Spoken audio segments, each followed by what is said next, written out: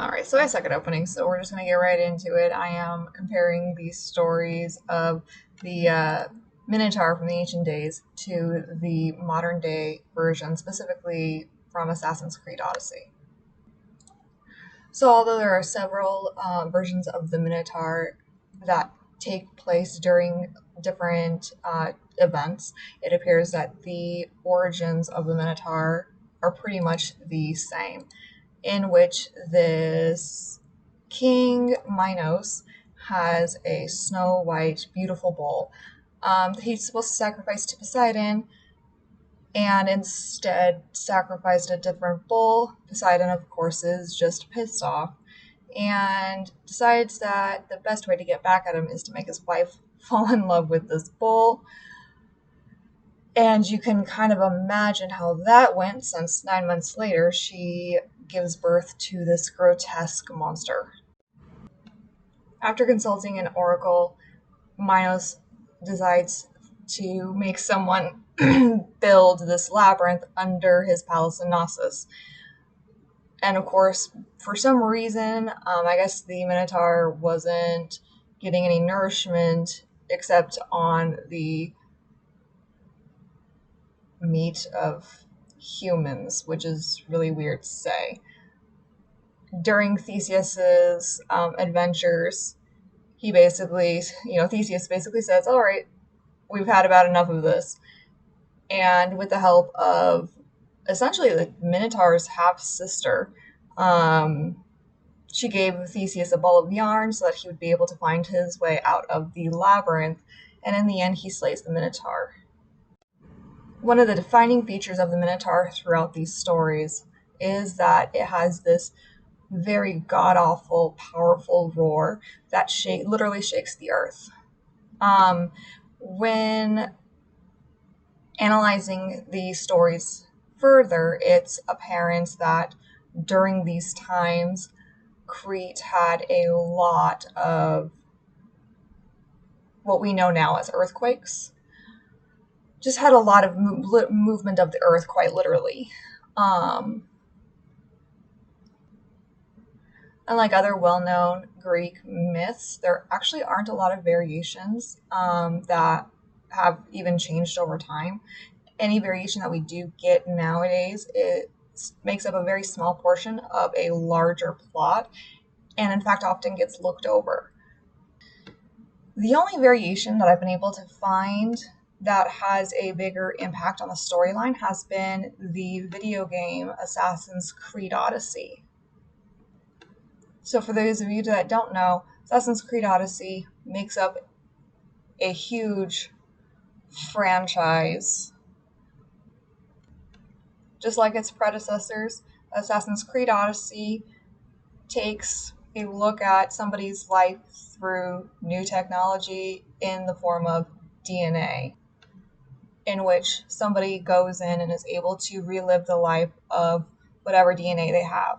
Unlike its predecessors, Assassin's Creed Odyssey allows you to have a little bit more of an RPG-styled gameplay in which your choices have small impacts on interactions with NPCs or non-playable characters. As a result of this choice, and quite frankly, getting some of these clips off of YouTube, there are some variations with the clips. So although the Minotaur's storyline does appear to be sort of small in the bigger storyline mission called Atlantis, it really does make up a big part of the storyline. I know that doesn't make sense, but let me explain. So it starts off with a little boy trying to find his father who had entered the labyrinth, and of course, after sending us on a wild goose chase, finally comes clean with his story and gives the player character a disc, which apparently is a key to open this labyrinth. As you explore the labyrinth, you find out that there are these glowing strands of what appears to be yarn, just like with Theseus's story.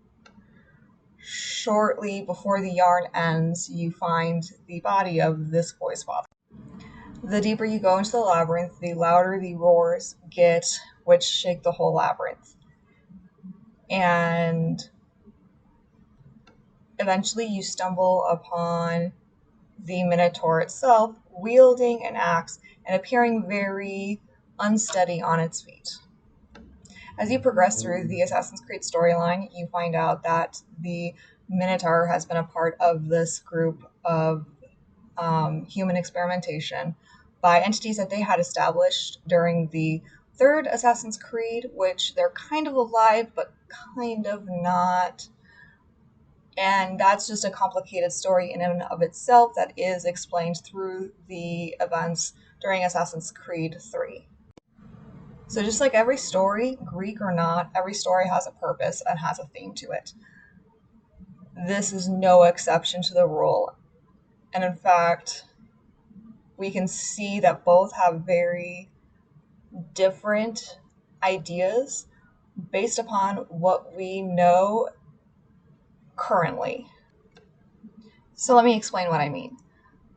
So back then, there was no phenomenon called earthquakes. They didn't know what to call it, and often I just attributed it to the gods being mad at somebody or being mad at each other, and just kind of they get caught in the crossfire. Again, this is no exception to the rule, as we see Poseidon did do it to get revenge essentially on the king Minos. However, as our technologies have changed and as our science have changed, as we've grown to understand the world around us, we know now that they simply had a lot of earthquakes. We have a word for that now. But now we're getting into a new territory of science where there might be moral boundaries. And we're trying to figure out what those moral boundaries mean. So just as in Assassin's Creed Odyssey, where they've created these grotesque monsters, such as the Minotaur, to advance themselves as a civilization. That's a warning for us that maybe we shouldn't be playing around as if we ourselves were gods. And it's simply a story that is now in its current form out there to force us to ask ourselves, where are moral boundaries in the sense of science? Should we even go further into human experimentation? Should we stop while we're ahead? It kind of shows us the darker side of science when all we've seen have been the life-saving side effects. So as we've seen, the story has changed, and it's changed to be able to change the theme, and it's changed in a way where we are trying to ask ourselves what's happening in the world. And it's forcing us to ask philosophical questions. Where do these earthquakes come from? Was the question back then. And our question now is, where's the line? Where do we draw that line? Should we draw that line? Or is our advancement more important than our own lives? And thank you for coming to my TED Talk.